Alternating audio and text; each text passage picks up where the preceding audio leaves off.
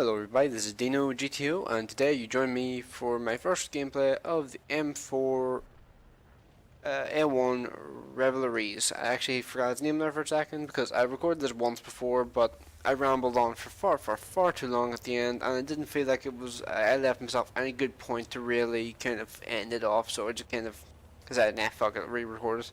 So yeah, M4 A1 Revelries. It's a tier 8 French medium tank. And the thing that's special about this vehicle is its gun.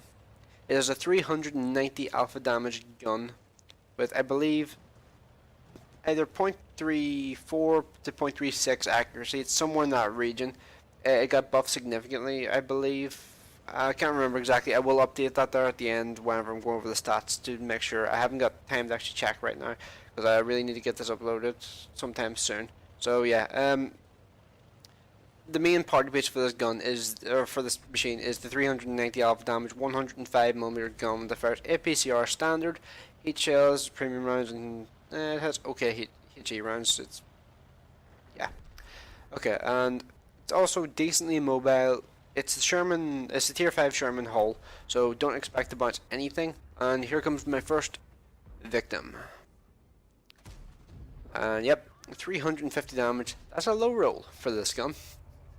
So yeah, it's really nice to use a gun like this here every now and then. It can be incredibly frustrating sometimes, but yeah.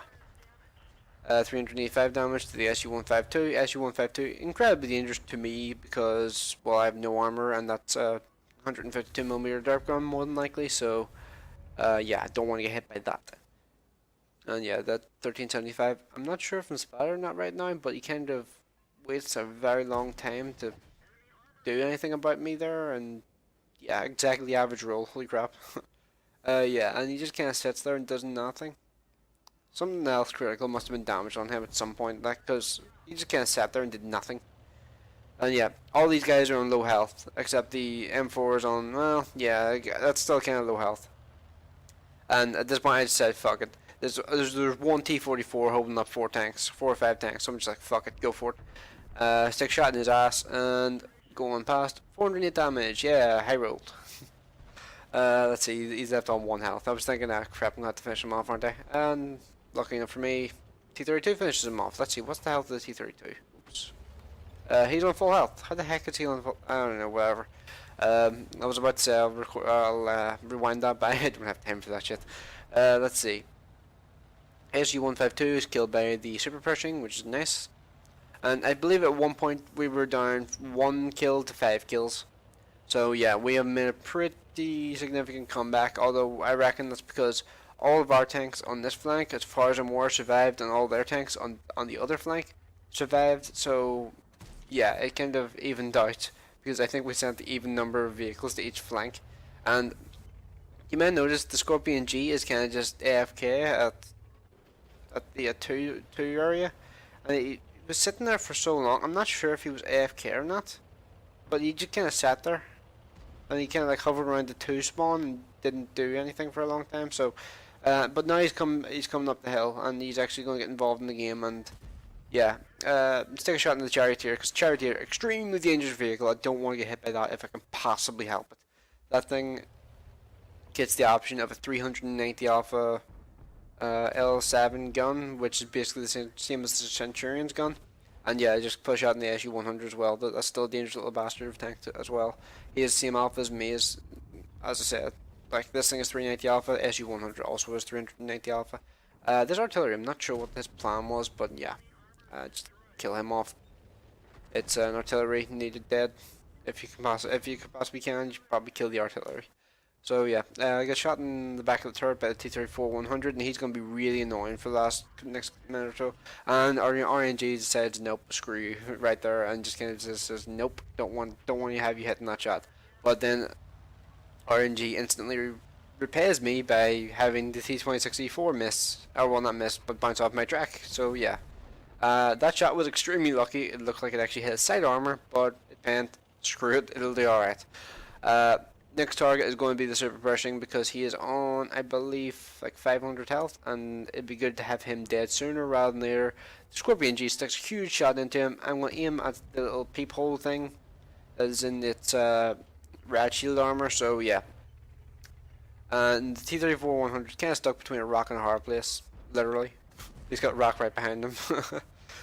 So yeah, he's just kind of sitting there. He's not going to do anything further, really. He's just going to kind of sit there. He is still there, you can tell, because his turret and all is moving around, but he's just not doing anything. It must have been armor racked or something. That must have been why he's just kind of absent there. So yeah. On 5 kills right now, I'm thinking, oh, you got a top gun, and then suddenly this SU-100 just appears again. So I killed that guy. I took all of that guy's health, which was pretty sweet. 580 health, or 580 damage, I believe I got from that guy. So yeah, full health. And then here comes the shot on the IS. Kill him too. Artillery lands a shot right next to me, so that could have ended badly if RNG decided it wanted to. So yeah, that was close. That was a bit too close for comfort in my opinion, but yeah. That guy's got 699 health. It's a charioteer. He could win this on his own.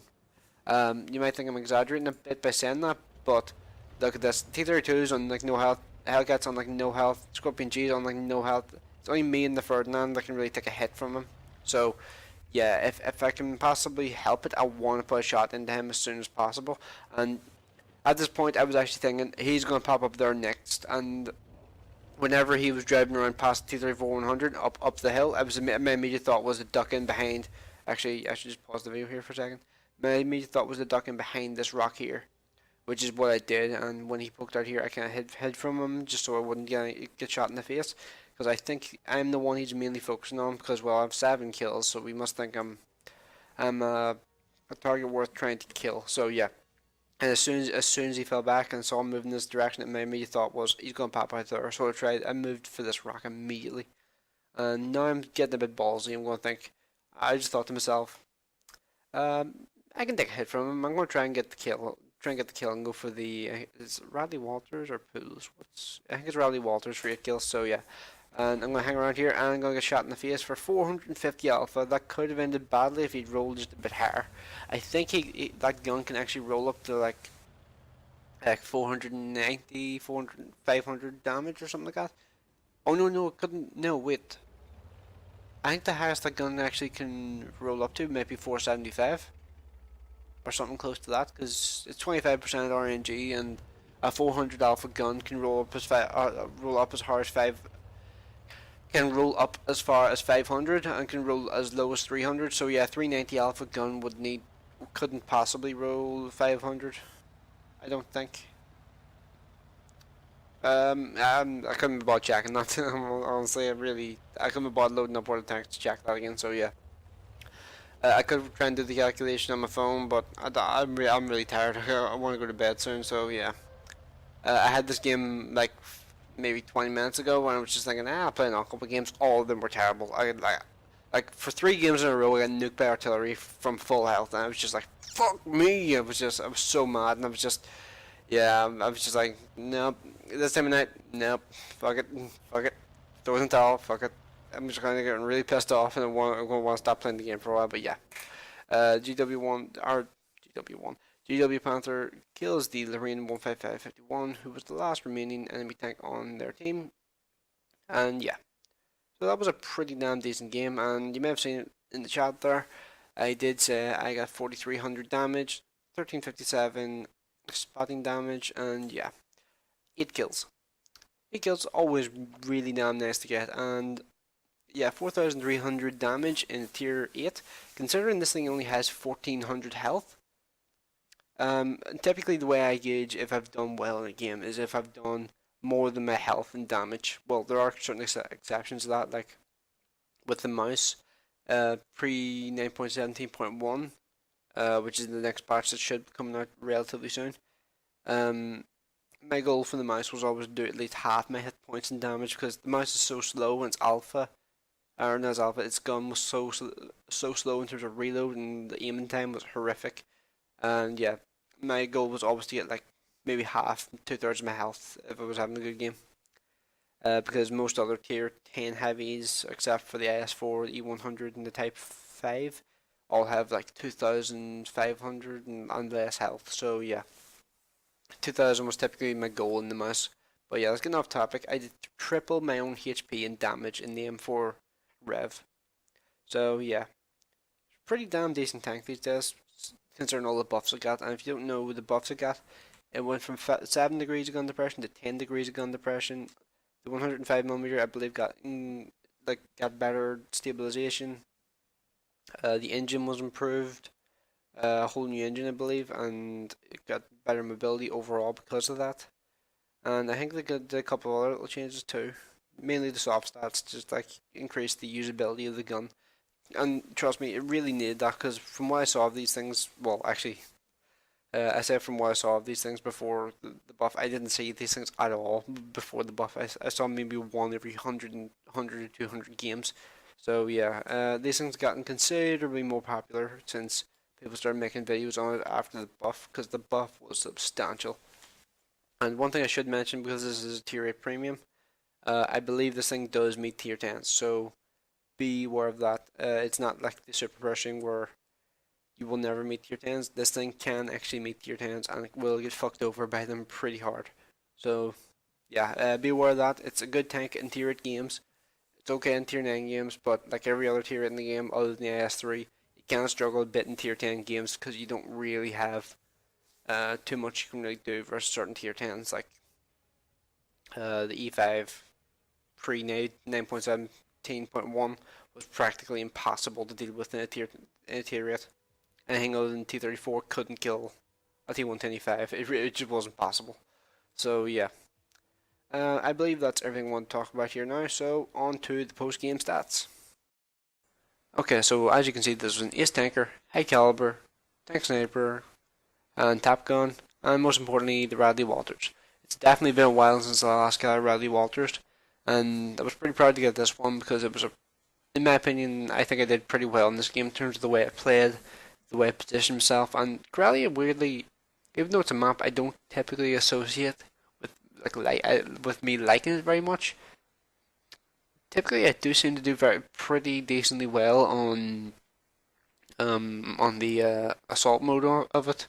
Like there are maps like Prokhorovka and Fiery Salient where I do well on them, like once every maybe 1,000 games. Like that Lova game after 9.17 released was one of them. Like one of the things I was nearly going to say at the start where I started doing YouTube videos was I was tempted to say I will never do a video on Prokhorovka or Fiery Salient because I hate those maps with a passion. But yeah, Karelia weirdly for me just seems to be kind of one of those maps. It's kind of 50, it's very very 50-50. Although I do seem to do slightly more on the well side than on the bad side. But there are of course the games where you get one shot by artillery at the start of the game and you can do fuck all about it. But yeah, I had a couple of those before I think I actually mentioned it in the recording. I've forgotten already. It takes like an hour to render the video into Movie Maker, so yeah. Got kind of distracted, I can't remember. Yeah, I'm crap. Let's see. So, overall, pretty happy with the game. I'm pretty happy with this machine as well. I got it on sale in Christmas, or at Christmas, so I had it for a while now, or during the Christmas specials even. So yeah, it's been kind of sitting there. I've been playing it every now and then. Haven't been playing it too much though. I've probably got like 40-50 games on it, and consider I've owned it for a couple. Well, probably about a month and a half now.